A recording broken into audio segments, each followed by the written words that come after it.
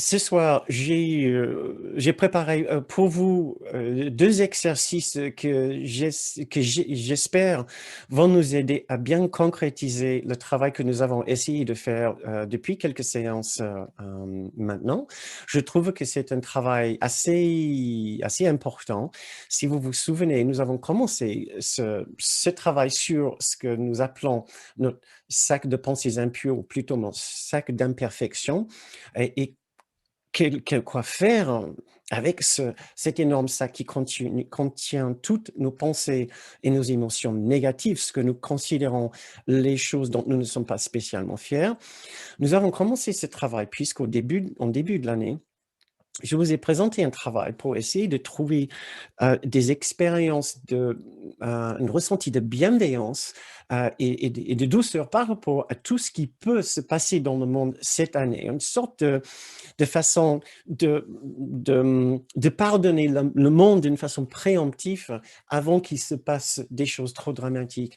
Ce que nous avons remarqué, il y a une vraie difficulté quand même de nous mettre dans ces scénarios avec crise sanitaire, crise économique, crise sociale, politique, environnementale, etc., et continuer à ressentir cette même douceur que nous arrivons à ressentir en étant dans notre salon, avec nos livres, avec notre bougie, en méditation. Pourtant, c'est notre but, c'est de pouvoir vivre plus paisiblement dans ce monde, sachant qu'il y a un autre monde où nous pouvons nous réfugier.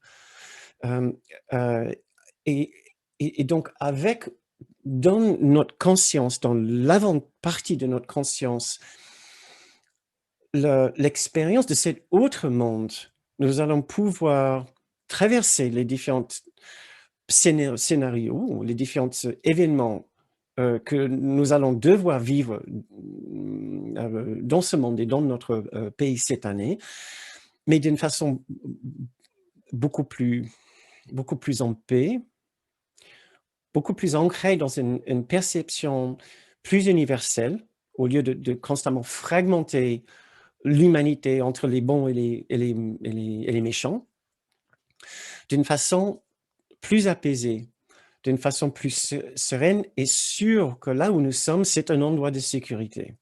C'est notre objectif.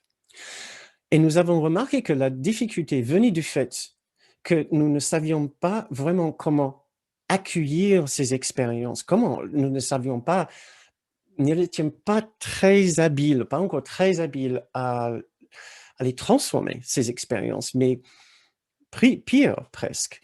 Nous ne savions pas non plus comment gérer notre prise de conscience de nos difficultés. Et nous sommes tombés à nous critiquer, à avoir une certaine manque de bienveillance envers nous-mêmes, pas simplement envers le monde, mais envers nous-mêmes. Donc, on revient maintenant à faire un travail vraiment très approfondi sur l'importance de trouver de la bienveillance tout d'abord pour nous-mêmes, ce qui veut dire nous entraîner à accéder à cet endroit en nous que nous appelons l'esprit juste, l'endroit où nous rencontrons notre sagesse intérieure, notre guide intérieur, le grand soi, notre grand soi, un endroit que j'appelle aussi notre sanctuaire intérieur. Donc, ce que j'ai envie de faire avec vous ce soir, c'est de faire un premier exercice où nous nous mettons un petit peu à l'épreuve pour voir si nous y sommes, si nous arrivons à enregistrer cet endroit en nous et enregistrer l'importance d'y aller et de nous asseoir et de nous approprier de ce lieu.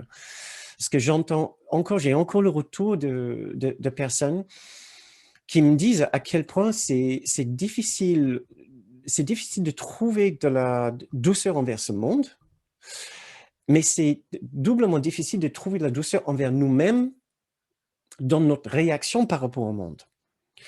Donc, je vous présente cette opportunité ce soir pour bien nous ancrer dans cet endroit et de bien saisir ce que c'est l'opportunité de trouver et d'aller à un endroit dans votre propre esprit où vous allez trouver la force pour pour ressentir tout d'abord la bienveillance envers vous-même. Et avec cette bienveillance que nous avec laquelle nous nous imprégnons d'abord envers nous-mêmes, nous avons une chance par la suite de l'exercer par rapport au monde.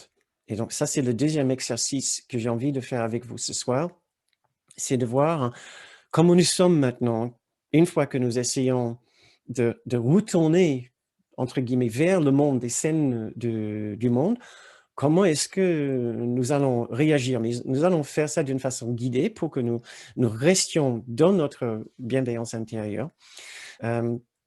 Donc, les différentes étapes que nous avons essayé de suivre ici, et des étapes que nous allons suivre dans cet exercice pour que ça soit crystal clear, comme on dit en anglais, très clair pour nous tous, c'est tout d'abord trouver ce que nous considérons comme nos émotions ou nos expériences négatives.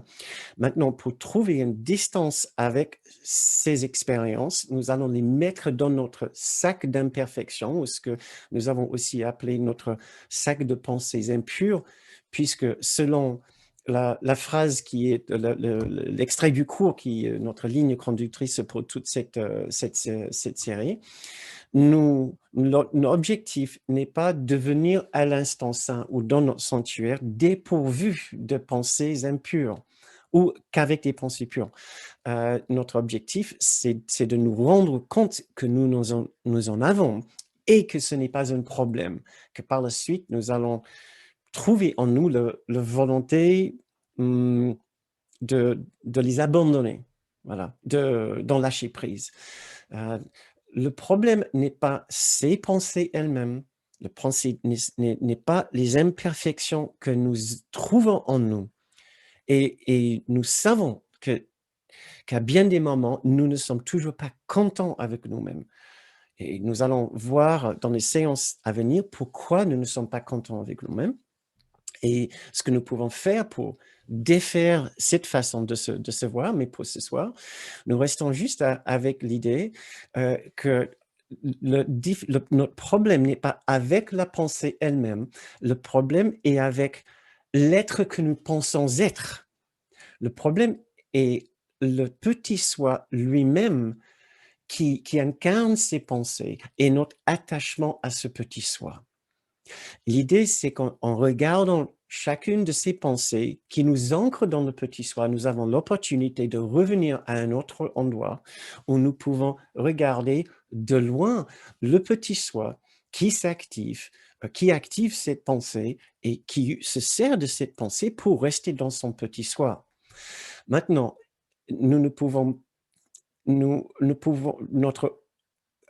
il y a une façon particulière pour faire cet exercice. Nous devons le faire sans peur et sans jugement.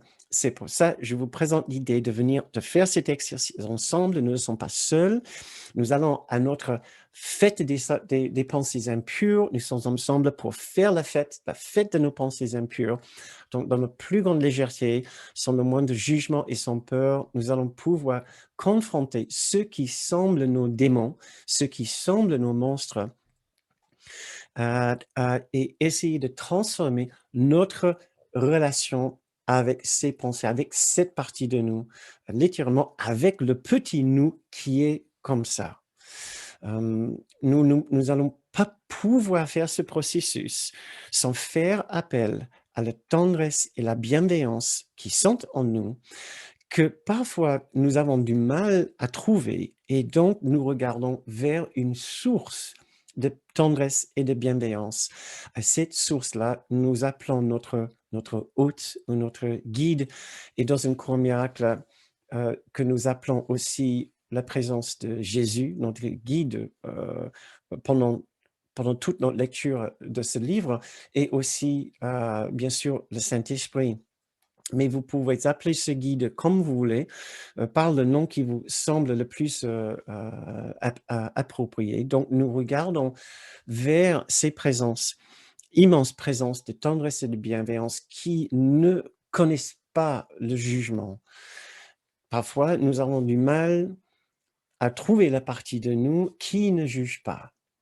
Donc, nous demandons de l'aide pour pour le faire, en regardant en direction de notre guide, notre hôte. Après, ce que nous pouvons faire, ce que nous allons faire pour terminer cet exercice, c'est de nous imaginer à nouveau dans une situation complexe, compliquée, qui nous pousse un petit peu dans le retranchement, qui nous pousse un peu dans l'activation de notre difficulté. Et nous allons essayer de faire cela en restant en pleine confiance, dans cette grande confiance que nous allons pouvoir traverser ces différentes situations, mais maintenant, en douceur, en bienveillance, envers nous-mêmes et envers les autres. Donc, notre plus grand besoin à cet stade, c'est de bien ressentir ce que c'est, la différence entre une pensée négative internalisée et une pensée négative externalisée. Une pensée négative internalisée est une pensée que nous ressentons comme un péché, comme un vrai problème, comme un grave problème qui fait partie de nous et qui démontre la faute en nous, ou l'incapacité, ou notre incompétence, ou notre honte.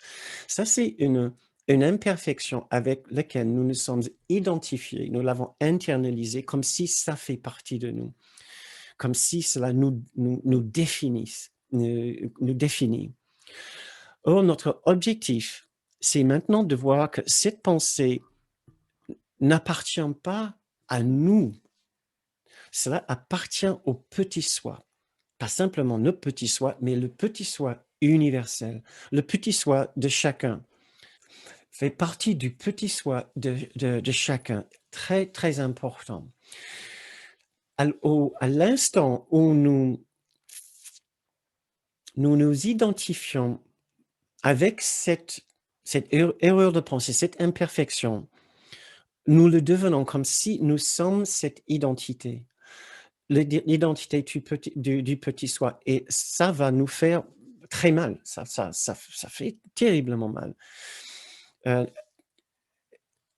ne sais pas si c'est le moment de le dire, mais la raison pour laquelle nous le faisons, c'est parce que justement, cela nous redonne, cela galvanise ou concrétise une expérience pour nous du petit soi, ce qui était notre objectif avec la séparation, avec la dualité.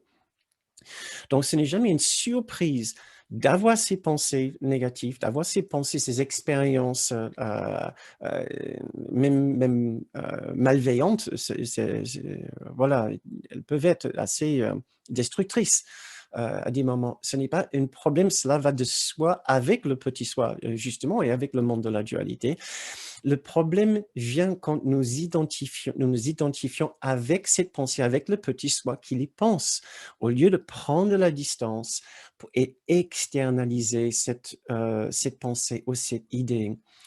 Donc, pour que tout ceci ne soit pas trop théorique, nous allons faire notre exercice, mais je préfère vous dire d'avance, c'est ce que nous essayons de faire avec ces exercices. Ils semblent peut-être un petit peu anodins ou un peu ludiques, mais il y a un vrai sens à ce que nous essayons de faire. Quand je vous suggère de mettre vos pensées dans ce sac et de prendre une pensée, de la mettre devant vous, il y a une raison pour cela.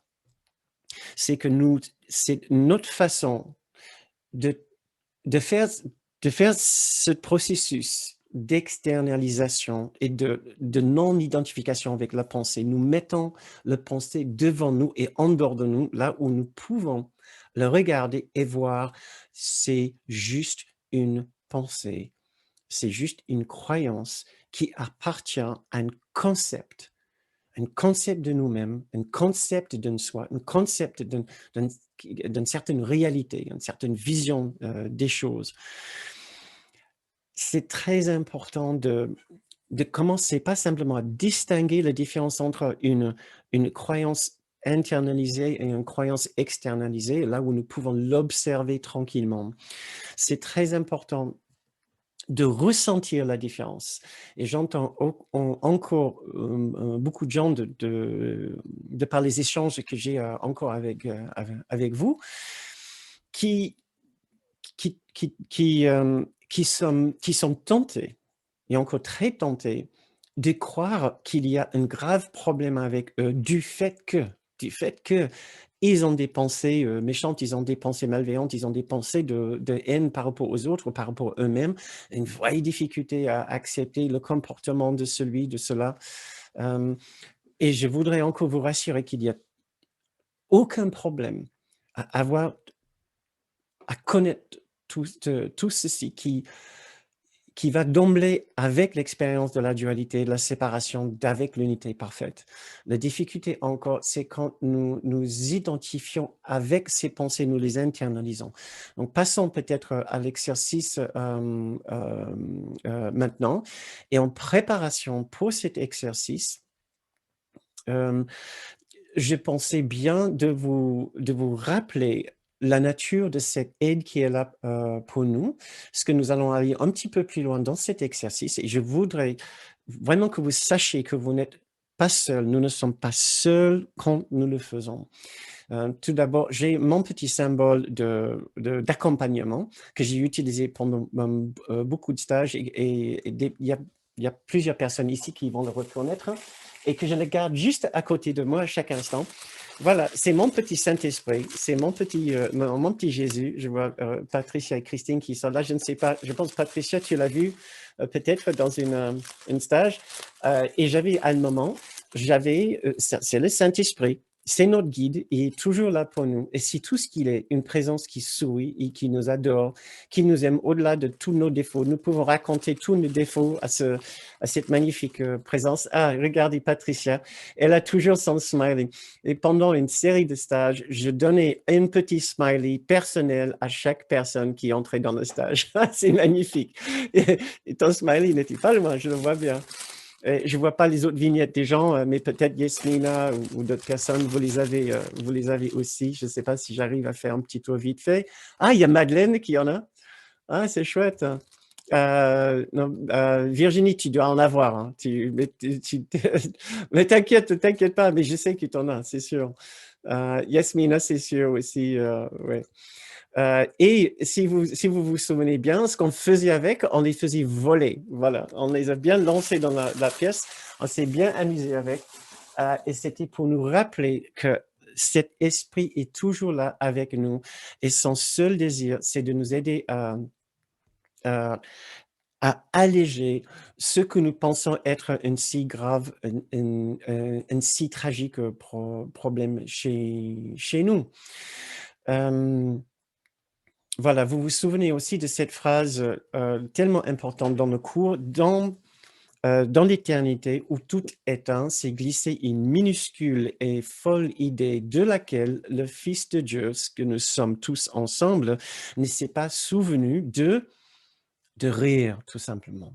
Nous avons pris le monde de la dualité trop au sérieux et maintenant nous devons apprendre à la légèreté et apprendre à rire de ce monde, pas d'une rire moqueur, certainement pas.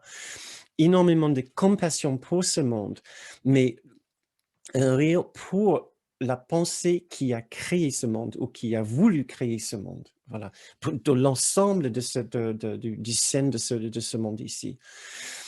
Maintenant, sur une note un petit peu plus sérieuse, si vous voulez, ou un plus profond et plus intériorisé, j'ai trouvé ce magnifique passage du cours qui vient du chapitre 31, section 8, troisième paragraphe, où Jésus, qui est l'auteur, le véritable auteur de ce livre, voilà, je ne vais pas aller plus loin pour expliquer comment Jésus peut être l'auteur de ce livre. Ça sera pour une autre séance. Jésus nous parle ici comme si le Christ lui-même nous parle. Le Christ n'est que nous-mêmes dans notre aspect le plus hautement spirituel, le plus pur, le plus parfait, le plus parfait, la partie de nous qui nous unit à l'unité parfaite, qui nous unit à Dieu. Ça, c'est le Christ, c'est ce que nous sommes. Je vais vous lire ce passage. À nouveau, c'est le chapitre 31, section 8, troisième paragraphe. Et essayez d'écouter cet extrait, puisque je vais vous demander par la suite de penser à quelque chose en vous qui est un vrai problème, ce que vous considérez un vrai problème en vous, comme un vrai point de détresse, une vraie difficulté. Voilà ce qu'il nous dit. Dans chaque difficulté, chaque détresse et chaque perplexité, le Christ t'appelle et dit doucement, « Mon frère, choisis à nouveau. » Il ne voudrait pas laisser une seule source de douleur non guérie, ni aucune image pour voiler la vérité. Il voudrait enlever toute la misère de toi, que Dieu a créée comme autel à la joie. Il ne voudrait pas te laisser inconsolé, seul dans des rêves d'enfer, mais il voudrait délivrer ton esprit de tous ceux qui te cachent sa face. Sa sainteté est tienne parce qu'il est le seul pouvoir qui est réel en toi. Sa force est tienne parce qu'il est le soi que Dieu a créé comme son seul Fils. Le seul Fils de Dieu, c'est nous-mêmes, nous tous ensemble comme une unité. Donc, il nous supplie de choisir à nouveau. Il ne voudrait pas laisser une seule source de misère, de douleur non guérie, ni aucune image pour voiler la vérité. Il voudrait enlever toute la misère de toi, de nous, que Dieu a créé comme autel à la joie. Il ne voudrait pas nous laisser inconsolés, seuls dans nos rêves d'enfer, mais il voudrait délivrer notre esprit de tout ce qui nous cache sa face. Notre sainteté est tienne parce que le Christ, est le seul pouvoir qui est réel en nous. Sa force est la nôtre parce qu'il est le soi que Dieu a créé comme son seul Fils. Voilà.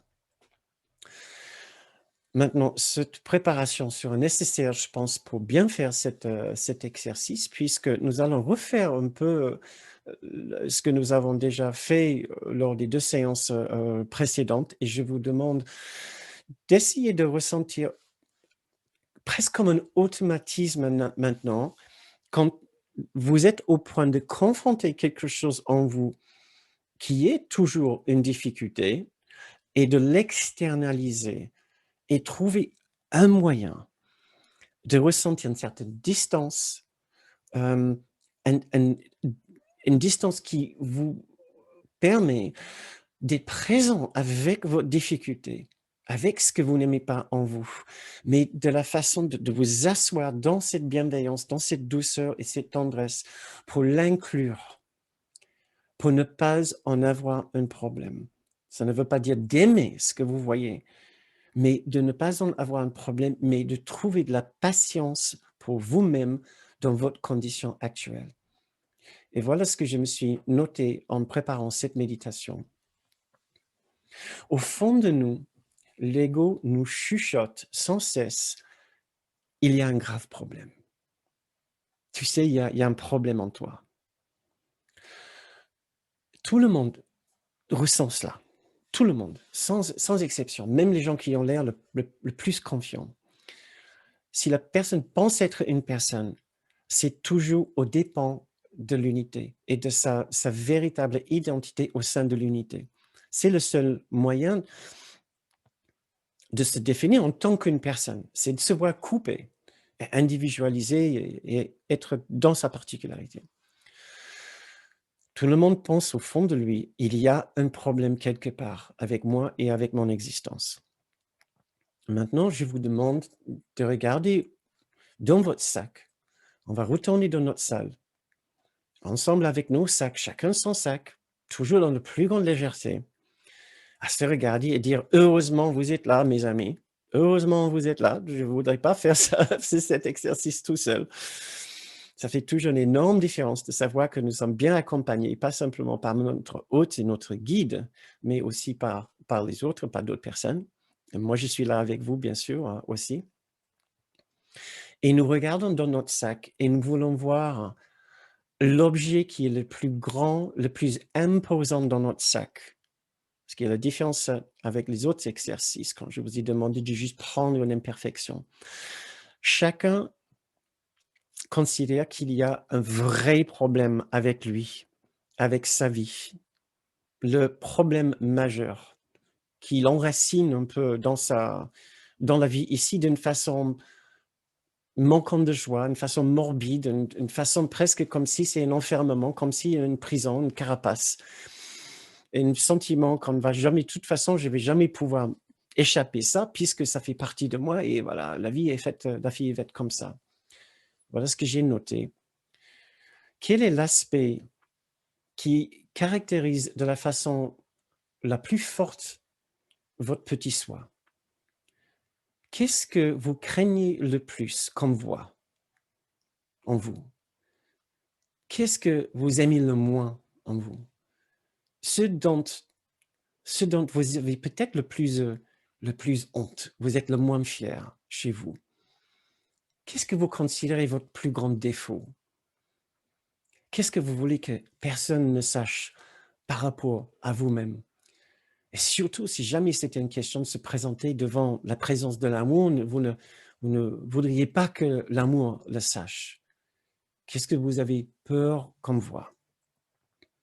Maintenant, je ne vous demande pas de mettre ce que vous avez trouvé dans le fil de chat, ça sera peut-être plus approprié pour vous ce soir, de juste rester dans votre intériorité et vous donner l'opportunité de saisir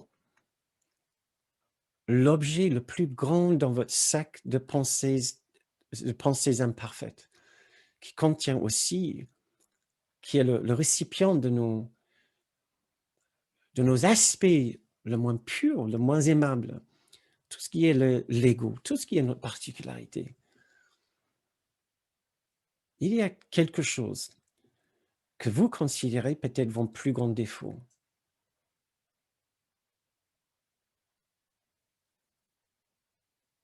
Maintenant, nous allons le sortir de notre sac. Et ça, c'est notre façon de commencer le processus d'externalisation pour mettre cette caractéristique, cet aspect de nous, ce dont nous sommes le moins fiers, de le mettre devant nous maintenant. Peut-être au sol, simplement, peut-être sur une chaise, une petite table ou un tabouret, comme vous voulez, comme vous pouvez l'imaginer. Ce qui est important, c'est de commencer à ressentir qu'il est possible de prendre ce qui semble en vous et le mettre en dehors de vous, devant vous. Il n'est toujours pas parti. Vous pouvez le reprendre quand vous voulez. Il n'y a aucune crainte à avoir. Maintenant, ce que nous voulons faire, c'est de poser nos yeux sur cet objet et savoir que s'il est là, cet objet, peut-être le plus grand de notre sac, il n'est pas là parce que personne nous a obligés de la mettre dans notre sac. Il est là uniquement parce que nous avons jeté notre dévolu sur cet aspect de notre ego. Dans notre sac, c'est l'ego universel. Il y a toutes sortes de choses que nous aurions pu choisir. Toutes sortes de choses. Mais pour nous, personnellement, cet aspect-là caractérise pour nous le pire de ce que nous pensons être. Notre aspect le plus dont nous ne sommes particulièrement pas fiers, dont nous aimerions bien nous débarrasser peut-être.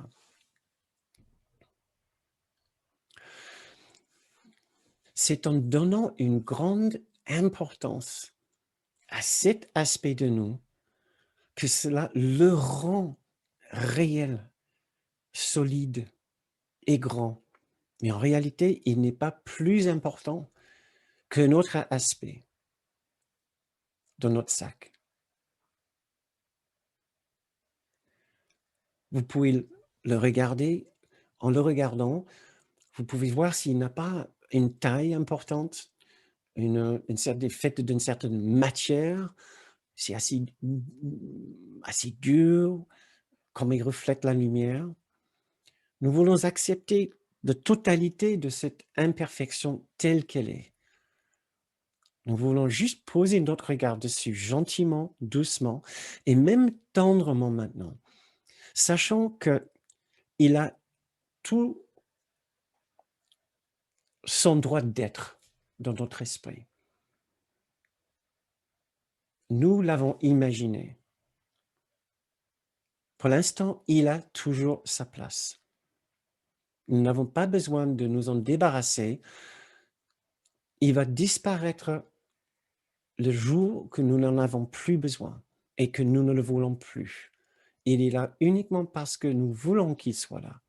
Et tant que nous voulons qu'il soit là, nous lui devons un certain respect, une certaine bienveillance, une certaine tendresse, parce que cet aspect de nous est l'un des aspects majeurs qui nous aide à nous défendre contre la présence de l'amour, contre notre grande soi. Il est là à notre demande, puisque nous avons demandé de l'aide pour nous protéger contre la présence de l'amour, tellement nous avons peur de l'amour. Pourquoi? Parce que l'amour est notre véritable identité avec une I majuscule, dans laquelle le petit soi n'existe plus.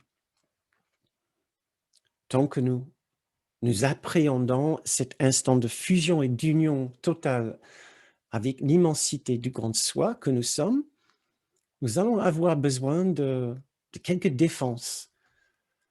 Et c'est tout ce que c'est cette pensée, cet aspect-là devant nous maintenant. C'est un serviteur. Il vous sert, il est là à votre demande. Il fait partie de vos défenses. Et il restera le temps qu'il faut pour continuer à vous défendre contre la présence de l'amour.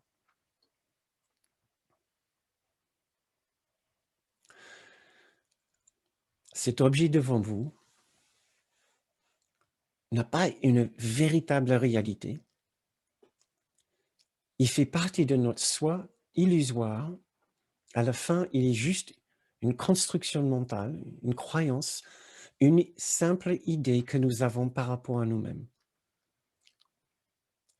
Mais surtout, il n'est pas nous. Nous sommes, à cet instant maintenant, l'observateur, capable de regarder notre plus grand défaut. Alors nous ne pouvons pas être le défaut si nous sommes à l'extérieur en train de le regarder. Nous sommes l'observateur, que nous pouvons aussi appeler notre décideur. C'est la partie de nous qui est constamment en train de choisir entre le petit soi et entre notre grand soi. L'observateur est neutre. Il regarde, il observe sans jugement et sans peur. C'est que nous sommes enfin capables de faire maintenant dans cet endroit de sécurité. Regarder notre plus grand défaut sans craindre d'être détruit par ce que nous voyons.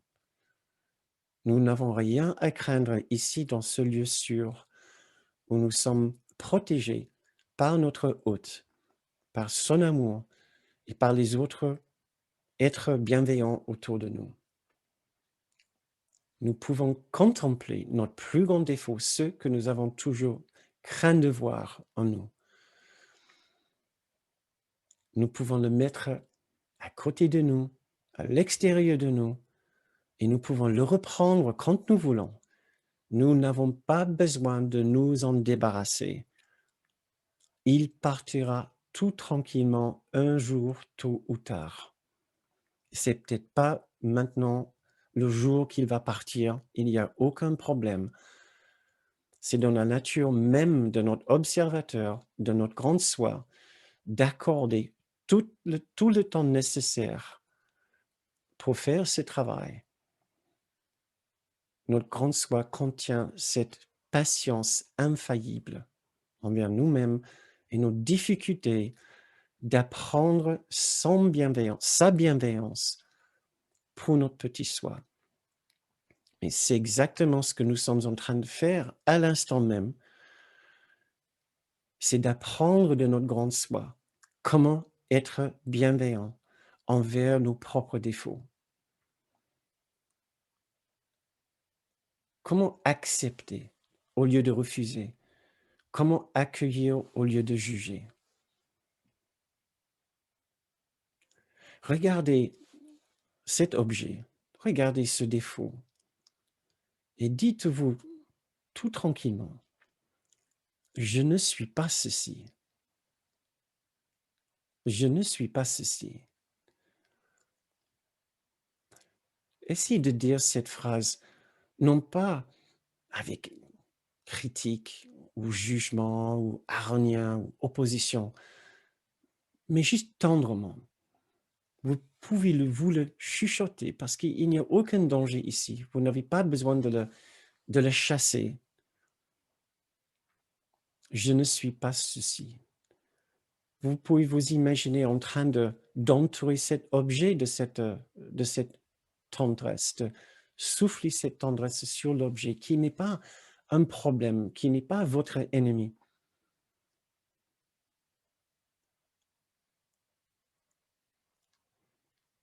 Dans cet instant ici, dans ce lieu sacré, votre plus grand défaut n'est pas un problème.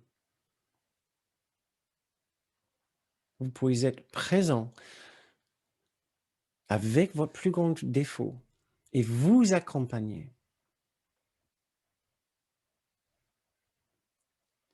Tout en regardant ce que vous aviez toujours peur de voir ou de constater ou d'admettre. Quand vous vous sentez prêt, remettez tout tranquillement cet objet dans votre sac. Peut-être ça a changé de taille, peut-être que non. Remettez-le tranquillement dans votre sac et maintenant, regardez votre sac. Votre sac contient d'autres objets, des résistances, des aspects de votre petit soi. Mais c'est tout ce qu'ils sont. C'est des objets, c'est des croyances, c'est des structures mentales, c'est des convictions que nous n'avons jamais exposées à la lumière de la vérité. Et c'est ce que nous allons apprendre à faire, pensée par pensée, jugement par jugement, croyance par croyance. Regardez votre sac qui est là devant vous. Vous n'êtes pas ce sac. Vous n'êtes pas le sac. Vous n'êtes pas le petit soi. Nous ne sommes pas le petit soi. Maintenant, nous sommes capables de regarder le petit soi et le sac du petit soi. Nous ne le sommes pas. Essayez de ressentir ce décalage, cette différence et cette distance entre ce qui symbolise, ce qui est votre petit soi devant vous là, que vous reprenez comme vous voulez. Et vous, qui êtes en dehors, à côté de ce sac du petit soi. Il y a une différence.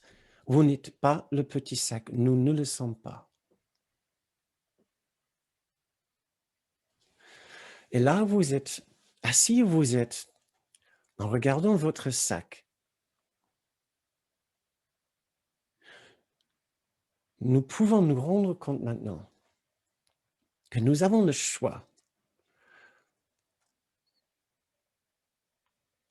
d'ouvrir le sac et de prendre un défaut quand nous voulons, ou de les laisser tranquillement dans le sac et rester dans cet endroit de bienveillance, d'immense bienveillance, avec une vision universelle sur l'ensemble de l'humanité. Nous sommes à l'endroit du choix. Nous avons le choix.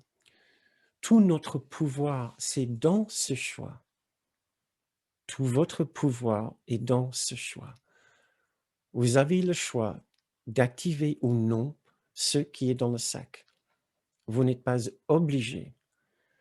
Et personne ne peut vous obliger d'activer ce qui est dans le sac, de vous obliger, de vous forcer à l'ouvrir et de prendre quelque chose dans le sac et de l'activer et de l'incarner, d'incarner cet aspect du petit soi et de l'ego universel.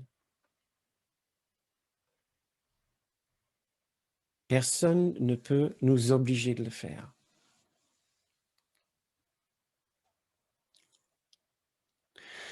Maintenant, pour la deuxième partie de cet exercice, assis là où nous sommes dans cette salle, dans cette sublime salle, essayez de penser à une situation difficile dans votre vie, une situation qui ordinairement vous fait réagir.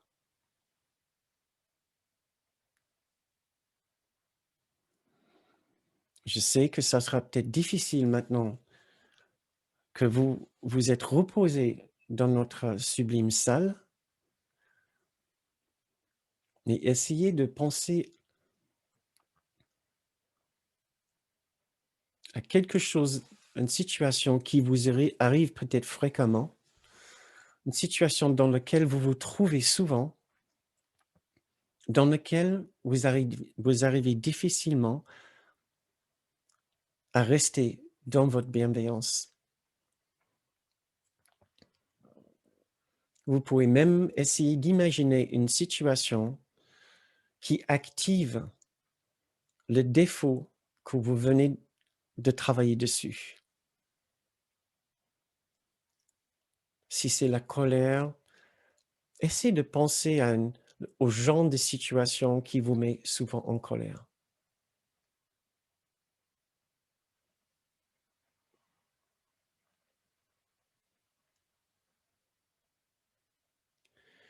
Juste pensez à la situation.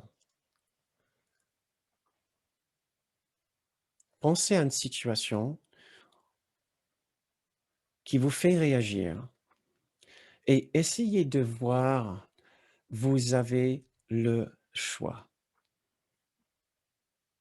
Essayez de voir les contours et la topographie de ces différentes situations, dans tous les différents acteurs qui sont concernés, ceux qui font ce qu'ils disent habituellement.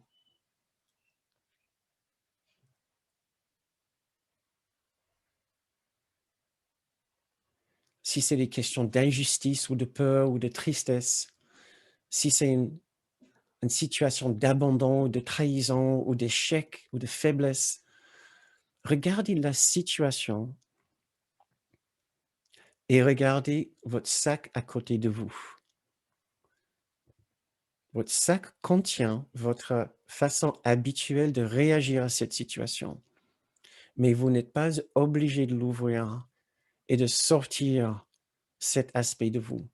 Vous avez le choix. Il n'y a aucune culpabilité si cette situation vous fait réagir comme d'habitude. Aucune culpabilité. Nous voulons simplement savoir pourquoi nous le faisons. Nous voulons savoir que nous le faisons, que nous avons le choix. Nous sommes toujours dans cet endroit de pouvoir. Nous avons toujours le choix. Comme je vous ai lu tout à l'heure, dans cet extrait du cours, on nous demande de choisir à nouveau. Mon frère choisit à nouveau. Ma sœur choisit à nouveau. Et si vous n'arrivez pas à choisir différemment, ce n'est certainement pas un problème. Nous voulons trouver le pardon pour nous-mêmes. Nous ne sommes pas bêtes, nous ne sommes pas incompétents, nous ne sommes pas foncièrement méchants, nous sommes simplement apeurés. Nous avons peur tout simplement de la partie de nous qui peut ou qui pourrait traverser cette situation avec toute la force, toute la bienveillance, toute la douceur, toute la légèreté, toutes ces magnifiques qualités qui appartiennent à notre grande soi. Nous pourrions le faire. Nous pourrions le faire. C'est possible. Nous pourrions traverser cette situation différemment. Essayez de vous voir traverser cette situation différemment. Si vous y arrivez, très bien. Si vous n'y arrivez pas, il n'y a aucun problème. Tout ce que nous voulons faire à ce moment-là, c'est juste expliquer notre difficulté différemment. Nous ne sommes pas mauvais, nous ne sommes pas incompétents, nous ne sommes pas méchants, nous ne sommes pas immatures. Nous avons simplement peur de la partie de nous qui est en train de frapper à notre porte et nous dire, si tu veux, je peux t'aider. Si tu veux, je peux t'aider. Laisse-moi entrer dans ton esprit et nous allons traverser cette situation différemment. Tu vas voir, tu peux trouver la paix et un sentiment de tendresse et d'amour envers les autres, même dans cette situation. Il n'y a aucun mal si nous n'y n'arrivons pas. Nous voulons simplement nous rendre compte pourquoi.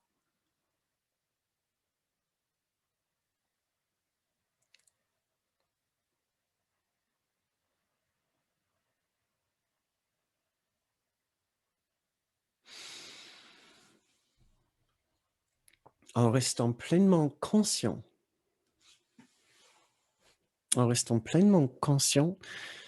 de notre choix, de notre sac d'un côté, de l'immense bienveillance de notre hôte de l'autre, et de notre pouvoir de choix, en restant conscient de notre difficulté de choisir l'aide de notre hôte, l'aide de notre propre grande soi, nous allons faire des bonds immenses vers notre grande soi, même si nous n'y n'arrivons pas tout de suite.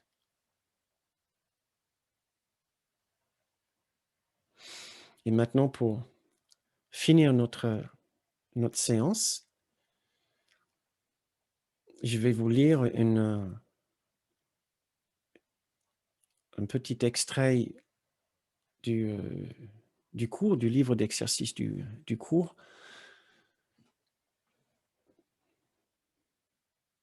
J'ai choisi cet extrait puisque j'ai senti une sincérité tellement puissante de la part de notre guide, de notre hôte, dans le choix de ces phrases. Il essaie de nous dire dans son texte que nous sommes tellement plus que ce que nous pensons. Nous avons du mal à imaginer la pureté et la magnificence de notre être.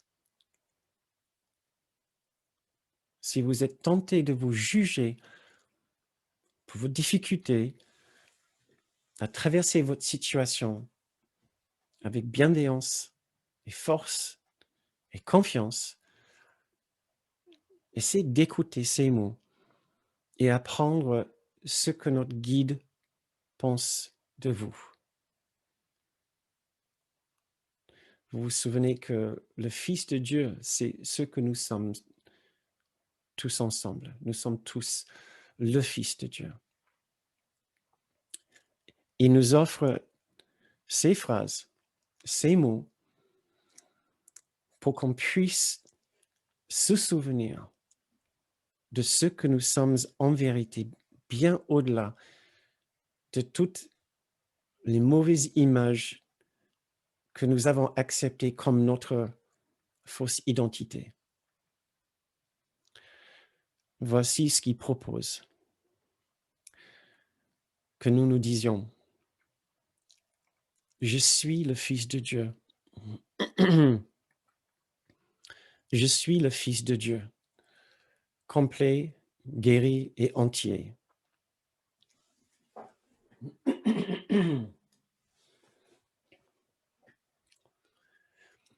Je suis le Fils de Dieu, complet, guéri et entier, resplendissant dans le reflet de son amour. En moi, sa création est sanctifiée et la vie éternelle lui est garantie.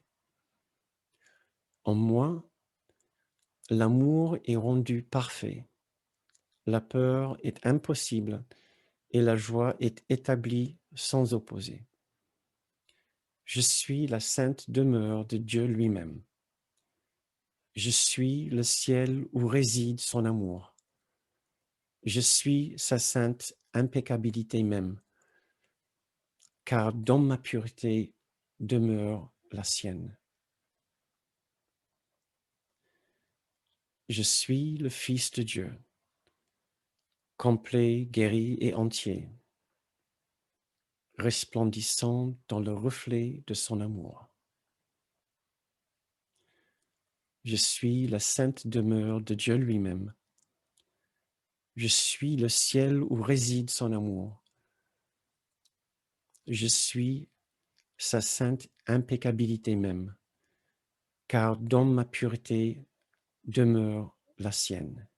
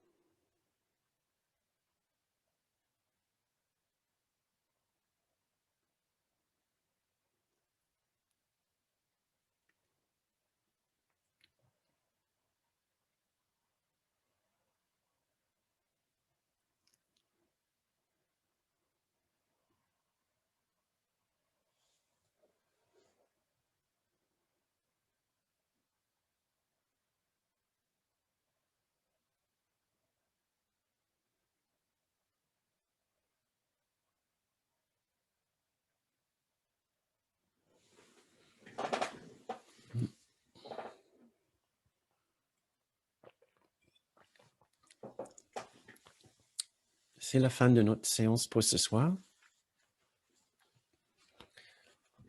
Si vous souhaitez continuer dans l'ambiance de cette méditation, peut-être vous avez envie de partir et continuer en silence. Sinon, si vous avez envie de continuer avec nous, nous pouvons rester ensemble encore quelques minutes, soit en méditation, soit pour parler ensemble. Vous pouvez poser une question ou vous pouvez partager un aperçu que vous avez eu. En tout cas, nous étions très heureux de partager ce soir avec vous. Nous vous remercions pour votre participation. Si vous avez envie de nous remercier pour notre travail, pour ces séances et les vidéos, nous serons très heureux aussi de recevoir une contribution, si vous êtes en mesure de faire, que vous pouvez faire en allant sur le site de bernardgroom.com. Et maintenant, donc, place à nous. Donc, si vous avez besoin ou envie de partir, toutes nos pensées les plus tendres et chaleureusement avec vous. Et nous serons très heureux de vous voir à un autre moment. Maintenant, j'ouvre vos micros et nous pouvons parler ensemble.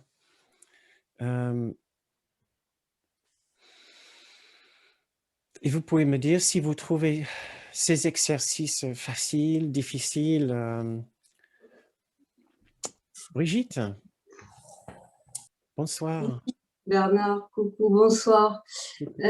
Écoute, j'ai une question qui commence par un partage qui est que depuis qu'on fait ces exercices, de regarder nos croyances, de les exposer, de les regarder avec bienveillance, ça fait plusieurs fois que au moment de regarder, d'observer cet objet, cette pensée, euh, je ne peux pas regarder ça seul, c'est impossible. Et il arrive aussitôt que je demande à avoir la présence du Saint-Esprit là, ou une présence aimante, il m'arrive en fait moi-même, une image de moi-même, comme un avatar qui est là, et comme un être lumineux, mais qui me ressemble vachement, mais en mieux, tout en mieux, en grand, lumineux, souriant. Et depuis que ça m'arrive, c'est-à-dire depuis 4 ou 5 exercices, là, où ça arrive à chaque fois, je me surprends maintenant à me dire, oh là là, vivement que je la retrouve, on va regarder ça ensemble. Et le fait que j'ai cette réaction, je me demandais, bon, je me sens très très bien tout le temps où on regarde ça et où on fait l'exercice et chaque fois je vois les croyances qui diminuent, voire qui se réduisent à un microbe, à un petit point. Enfin, franchement, c'est super. Mais tout à l'heure, en sortant de l'exercice, la question m'est venue, mais est-ce que j'entretiens pas avec cette façon de faire une idée de petitesse ou de dépendance du style, moi j'y arriverai jamais de toute façon, donc il vaut mieux que je la laisse s'occuper elle. Tu vois, je me demande si c'est sain ou si c'est une étape seulement. Je ne sais pas trop quoi penser de ça en fait.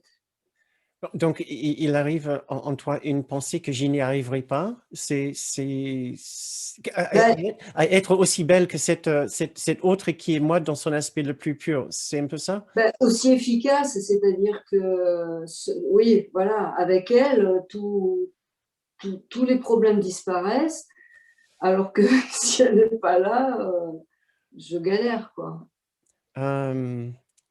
Euh, tout d'abord, je crois bien que ça ne sera pas du tout surprenant si à un moment ou un autre, nous avons cette pensée qui dit de toute façon, je n'y arriverai jamais. Ça va de soi presque. Ça fait partie juste de notre petite identité, qui effectivement, notre petite identité n'arriverait jamais à être à l'auteur de notre grande soi. Mais ça fait juste une partie de ces défenses c'est juste c'est le sang qui coule dans les veines de l'ego pour nous empêcher d'aller là où nous sommes véritablement chez nous. La clé est dans ce que tu disais par rapport à ce grand toi, ce grand soi qui est le tien, qui te ressemble beaucoup. C'est que quelque part, tu sens une appartenance avec cet autre être. Et que c'est un rapport très agréable, c'est un rapport ouais, très puissant. Confiance, oui. Ouais. Donc, pour moi, tout va bien et il faut pas faire une trop grande histoire de la partie de toi qui dit de toute façon, j'y n'arriverai pas. En réalité, nous sommes déjà ce grand soi. Nous ne pouvons absolument rien faire pour nous empêcher de l'être. C'est la seule partie de nous qui a le moindre réalité. Et je crois bien, c'était exactement ce que j'ai lu tout à l'heure, j'espère. Sinon, c'était dans un autre extrait que j'ai eu. Oh là là, où est-ce que c'est?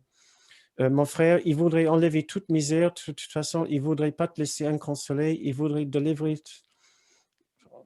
où est-ce qu'il voudrait délivrer ton esprit, ce qui soit sainte entité? Mince, je pense que c'était peut-être dans un autre extrait sur lequel j'ai travaillé, mais que je n'ai pas choisi pour ce soir. Sa force est tienne parce qu'il est le soi que Dieu a créé. Mince.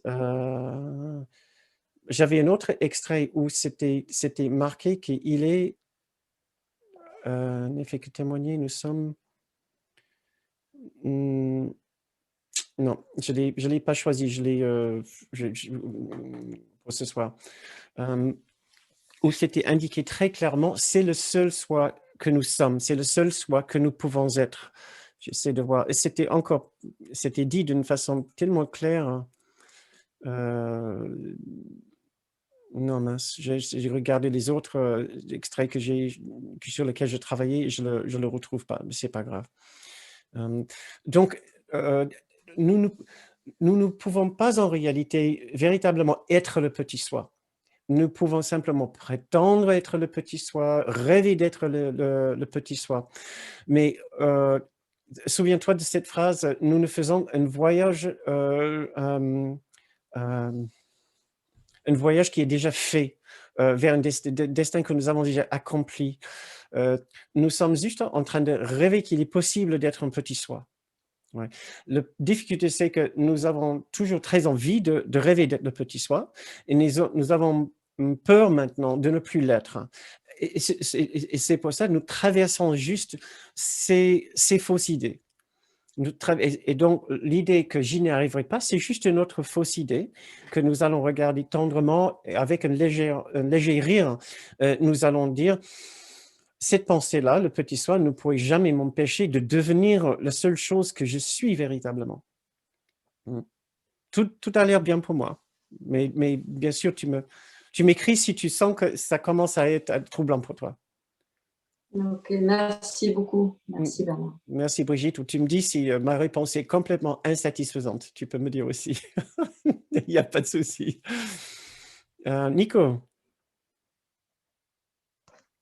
Voilà, j'ai juste réactivé mon micro. Bonsoir à tous. Merci beaucoup pour ce moment. J'essaie de m'expliquer un petit peu en fait avec cet exercice. Donc j'ai pu le faire. Ça m'a apporté comment dire des réflexions et pour moi c'est plus une question de ressentir parfois quand je le dis assez souvent que j'ai souvent la gorge nouée, par exemple la poitrine qui est serrée. Et ça pour moi c'est clairement peut-être le stress, c'est peut-être l'anxiété, c'est peut-être je sais pas exactement, c'est mon mental, mais en tout cas c'est là très très souvent. Et le point où je me dis parfois, je me dis cette tension-là dans cette région ne va jamais disparaître en fait. Et je me dis, j'aimerais tellement vivre avec plus de légèreté aussi à ce niveau-là, parce que je sais que parfois il n'y a pas vraiment d'éléments qui déclenchent forcément cette tension au niveau de la poitrine, mais c'est plus un sentiment physique que je sais parfaitement que si c'est pas mental, c'est physique, ça se traduit comme ça, et c'est vrai que c'est difficile à vivre sans me dire je veux que ça parte, je veux que ça parte. Alors l'exercice que je faisais jusqu'à présent, c'était toujours de me dire ça passera, je l'adopte, je le prends. Par contre, je m'identifiais pas mal à ça parce que je me disais ça fait partie de moi. Et là aujourd'hui, il y a un petit peu des pensées qui me venaient avec cet exercice. Mais j'ai toujours tendance à prendre les pensées comme forcément des pensées qui viennent de l'ego et qui vont pas être utiles. Mais là, c'était plutôt des pensées bienveillantes et des jolies pensées qui venaient par rapport à ce sentiment, je voyais comme une grosse pierre qui venait sur moi. Et puis là, j'ai eu un moment très joli qui simplement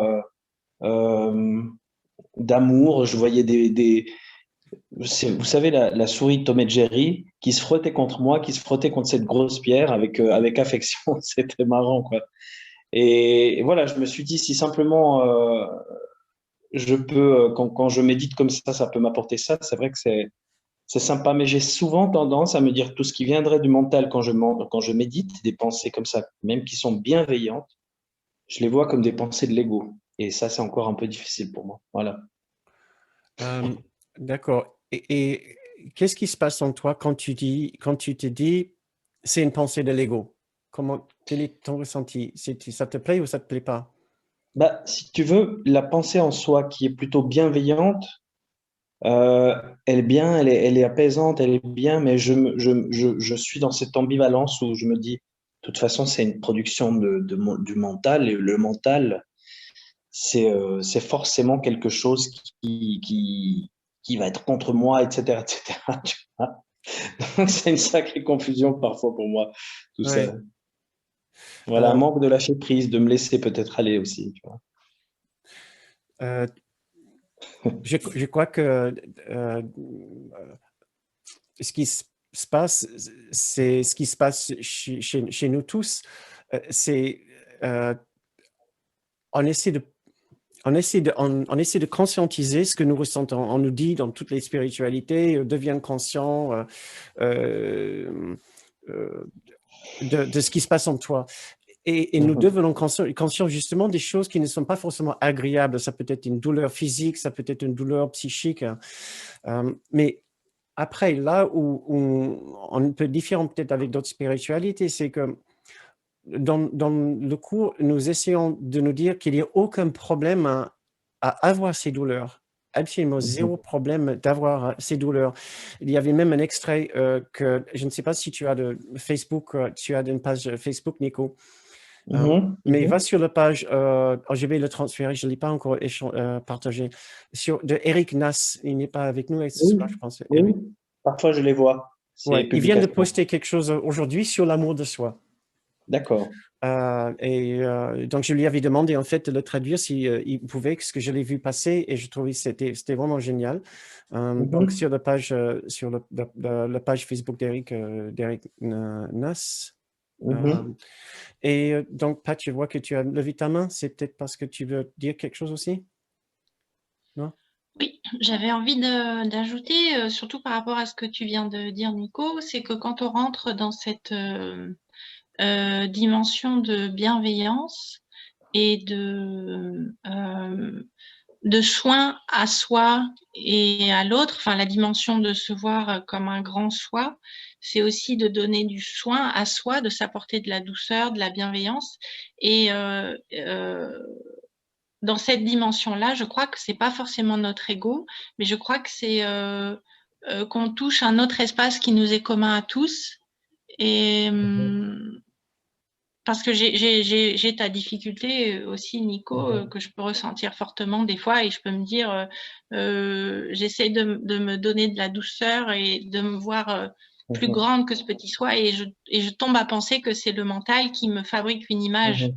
Mhm. Et, et or, je pense que quand on entre avec le cœur dans cette dimension-là, euh, Mhm. je crois que c'est pas forcément l'ego, et c'est une dimension qui est commune à nous tous. Mhm. Mhm. Et voilà. Et cette dimension de soin-là, elle est la même pour toi ou pour l'autre. Mhm. Donc, c'est Mhm. pas forcément celle de l'ego. Voilà. Si ça Mhm. peut donner un petit élément de pour se rassurer. Mhm. Tout- Il y a quelque chose d'autre là, et il y a une présence commune qui est pas la nôtre, qui est pas celle Mhm. de notre petit soi, de notre petit nous. Mhm. C'est ce que je ressens, voilà. Mhm. Si je peux juste rajouter quelque chose sans monopoliser la parole, Bernard, Mhm. euh, j'ai beaucoup médité avant de connaître le courant miracle. En fait, je me suis beaucoup penché sur la méditation en pleine conscience, à la mindfulness, et ça m'a apporté énormément comment dire, de paix, hein. Je Mm. dois le dire vraiment. Sauf qu'après, peut-être il y a eu une confusion en moi quand j'ai commencé le courant miracle en me disant, étant donné que cette méditation elle est beaucoup basée ben, sur la respiration, sur l'observation du mental, sur l'observation des sons, je me suis dit, j'ai fait peut-être une erreur en me disant, lâche peut-être ça, et parce que de toute façon, tu utilises le corps, qui le corps parfois, c'est pas juste, mais dans le courant miracle, on ne diabolise pas le corps, hein. Mais par contre, c'est une mauvaise interprétation peut-être de ma part où je me suis dit, cette méditation en pleine conscience, Si tu penses que c'est avec le corps que tu veux progresser, c'est pas comme ça que tu vas y arriver. Et je peux vous dire que à toi, en tout cas, que j'ai ressenti beaucoup de fois une paix profonde avec la méditation en pleine conscience. C'est ça, c'est vrai. Euh, je voudrais te rassurer, Nico, qu'il n'y a aucune contradiction entre la pleine conscience et le cours. Tout ce tout ce qui est ressenti comme vraiment un endroit de paix et de bienveillance appartient à ce que nous appelons le grand soi ou appartient à l'esprit juste. Parce que l'ego est incapable de ressentir la paix et la bienveillance. Donc, dans tous les cas de figure, chaque fois que, et peu importe le moyen que vous utilisez, vous tous, vous utilisez, nous utilisons pour accéder à un véritable sentiment un sentiment de véritable paix, un sentiment de véritable de bienveillance.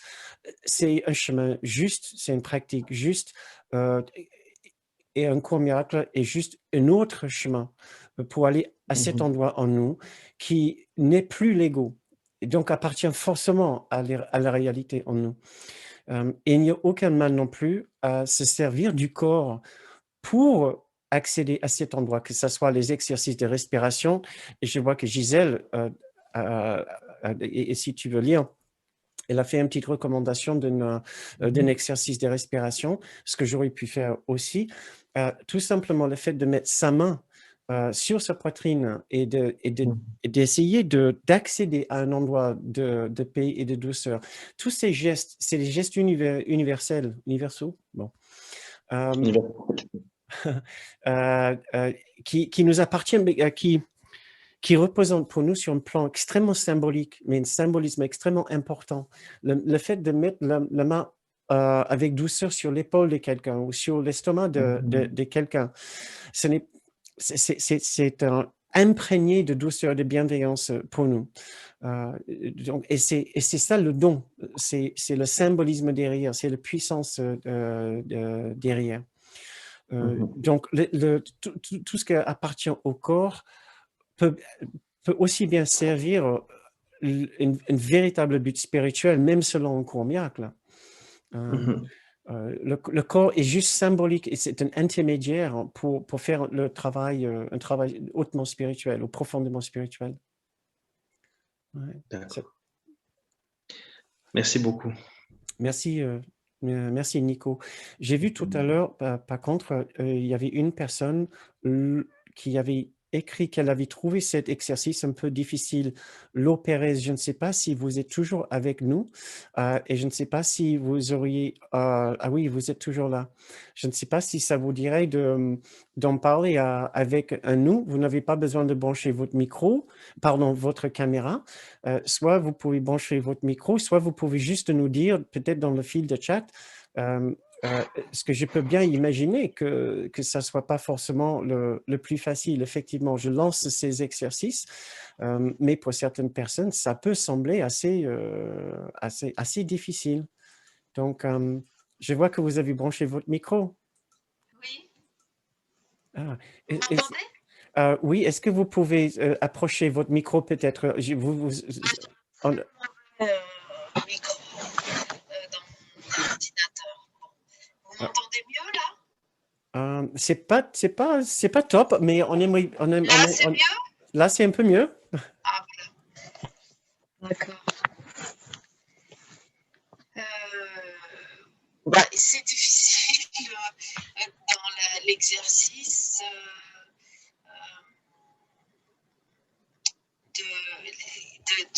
quand vous avez demandé quelle est la chose que j'aime le moins chez moi ou que, vous voyez, ce genre d'exercice de pointer comme un pointeur d'un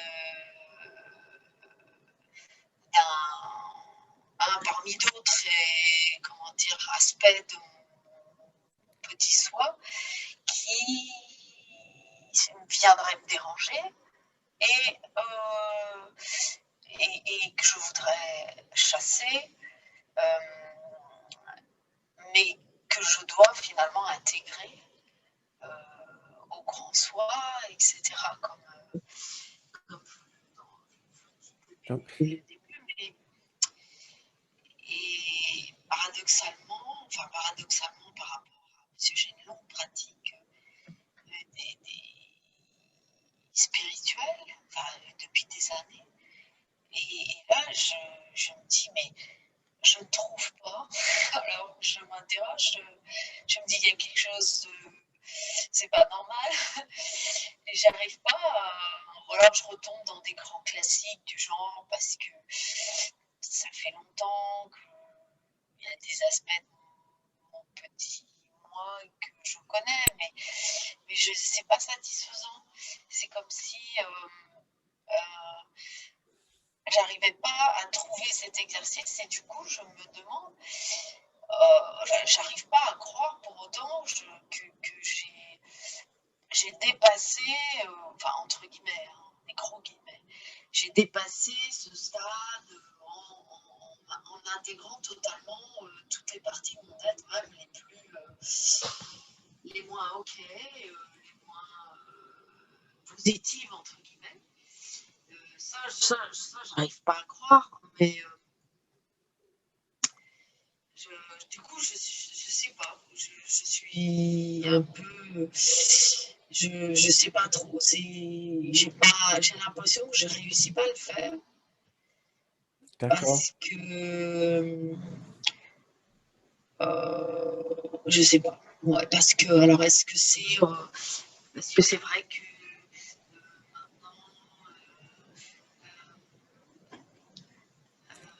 maintenant, Madame, ouais, en fait, je ne sais pas si je devais vous appeler Lo ou Madame oui, Florence, Florence. Laurence, Laurence, ah oui, Laurence, d'accord.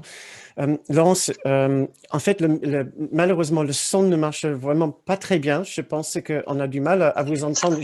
J'ai entendu. Je voudrais bien en discuter davantage avec vous. Vous pouvez m'appeler si vous le souhaitez sans problème. Je voudrais bien vous aider à trouver un moyen de vous détendre par rapport à cette question. Je peux vous rassurer, si je pourrais vous rassurer que vous êtes loin d'être seul à partager ce sentiment, d'avoir travaillé déjà des années, vraiment longtemps, et de constater encore des difficultés en vous à dépasser certains obstacles. Et je ne sais pas s'il y a des personnes qui pouvaient vous rassurer, Laurence, qu'elle n'est pas seule. Et c'était justement dans le fil de chat, si vous avez envie de rassurer Laurence. Et c'est justement la raison pour laquelle j'ai proposé cette série d'exercices. C'est parce que j'ai été contacté par pas mal de personnes qui m'ont dit exactement la même chose que vous venez de me dire. J'avais proposé une série d'exercices en début d'année et on avait vite dépassé la capacité de bienveillance des gens. Donc, les exercices que je propose sont certainement pas simples, ne sont certainement pas faciles. Il y a une telle résistance en nous, il y a eu une telle intégration de ces défauts en nous comme des vrais défauts, au lieu d'être les défauts du petit soi. Nous avons tellement l'impression d'être ce petit soi bourré de défauts que cela va nous prendre du temps pour nous extirper un petit peu et de trouver ce terrain neutre. Ce soir, j'y suis allé un petit peu plus franco, si vous voulez. Je vous ai demandé de chercher dans votre sac pour l'obstacle, le plus grand obstacle. Je ne sais pas si vous étiez là pour les autres séances précédentes, parce qu'on travaille à peu près la même idée depuis plusieurs séances et progressivement, je demande aux gens d'aller un petit peu plus loin. Donc, si vous êtes arrivé ici ce soir et c'est la première fois que vous faites cet exercice, je peux bien imaginer que ça a été un petit peu plus compliqué.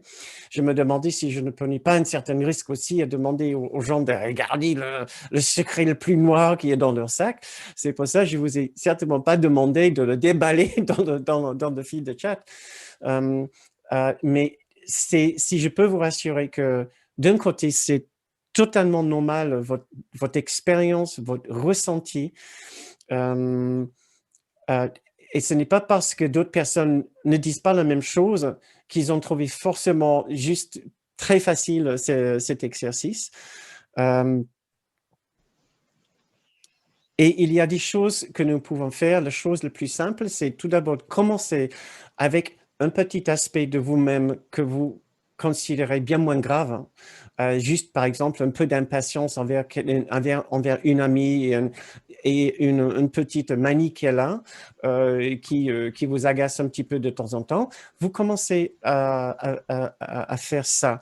Mais ne sous-estimez pas la puissance de ce genre d'exercice parce que nous avons vécu très, très, très longtemps en nous identifiant au petit soi. Et le travail que nous faisons ici est un travail comme une sorte de chirurgie spirituelle sur les différentes sois que nous sommes. Je vous demande de carrément sortir du petit soi, mais c'est bien plus difficile que ce que nous pensons.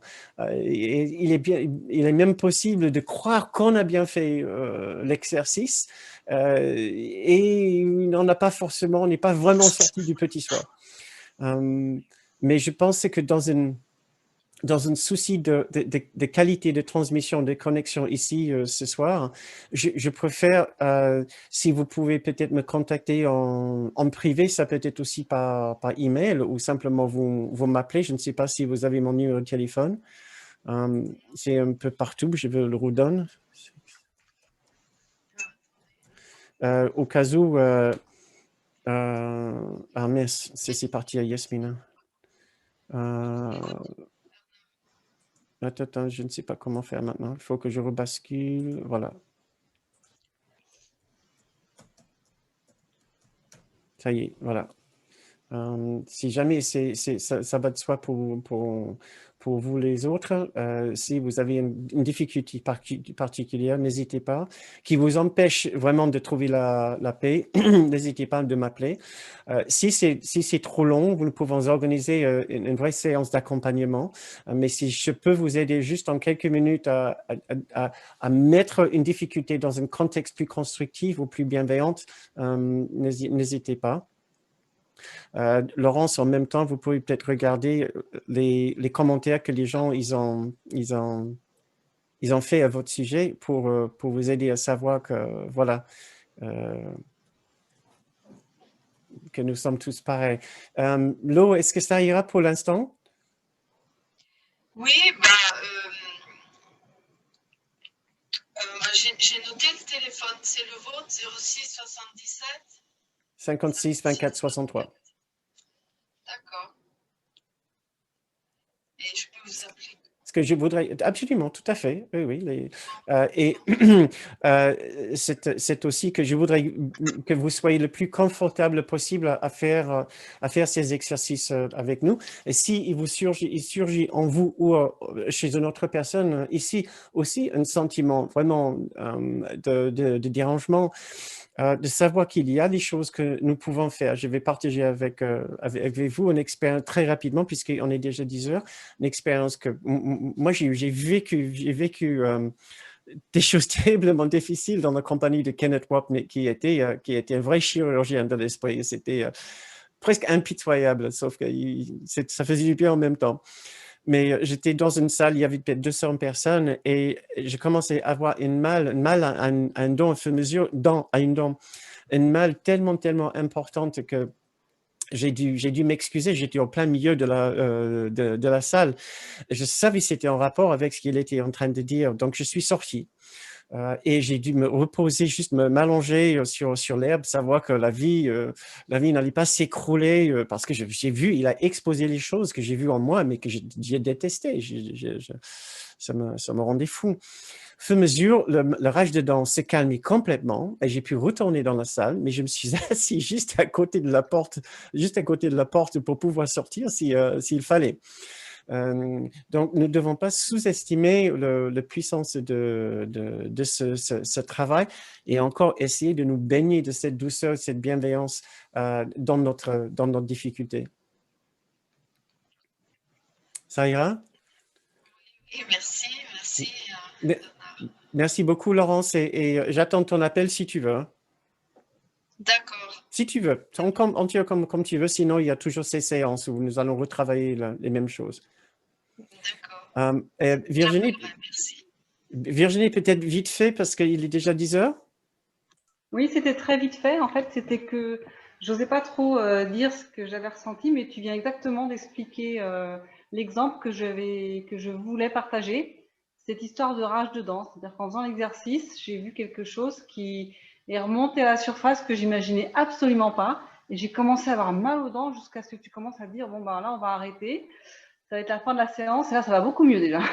Ah oui, Donc, je voulais partager l'exemple. Justement, je me souvenais de ce que tu avais raconté, cette histoire avec Kenneth, et j'ai pensé exactement la même chose. Et là, tu la sors, donc c'est bon, c'est tout simplement génial. d'accord. Je sais que tu vas avoir une meilleure expérience que moi. Moi, j'ai perdu 2 dents de fond avec ma Oh bah culpabilité. non! Je suis désolé. Heureusement, c'était des dents de fond. Mais absolument, je les appelle mes dents de culpabilité. J'ai dû les perdre pour gérer ma culpabilité. Heureusement Donc, que tu as arrêté l'exercice à temps. Alors, du coup, comme ça, je garde mes dents. oui, heureusement, moi aussi, que j'ai trouvé une autre manière de gérer ma culpabilité. Sinon, Ah ouais, mais j'ai commencé que ça venait, ça commençait à venir, à me faire mal, là. J'ai dit, oh non, non, non. oui, oui, bon, ce sont les dents de sagesse, dit Christian, bien sûr, qui est d'ailleurs un Je dentiste. les ai plus, Merci. moi, mes dents de sagesse. C'est lui qui est capable de nous le dire en tant que dentiste, n'est-ce pas, n'est-ce pas, Christian? Avoir une dent contre quelqu'un. Ah, c'est peut-être ça. Malheureusement, tout était en anglais à l'époque, Alain, donc je ne sais pas si ça s'applique. Écoutez, mes très chers amis, nous allons devoir nous quitter maintenant. Il est déjà 10 heures, donc ça En fait anglais aussi, hein, c'est wisdom teeth. Wisdom teeth, oui, mais l'expression d'Alan, non, avoir une dent contre quelqu'un. Si tu dis have a tooth against someone en anglais, ils vont péter de rire. Ça ne veut rien dire. Ok, excellent. Mes chers collègues, mes chers amis, je crois que ça suffit largement pour ce soir. Merci encore infiniment pour votre participation, votre engagement.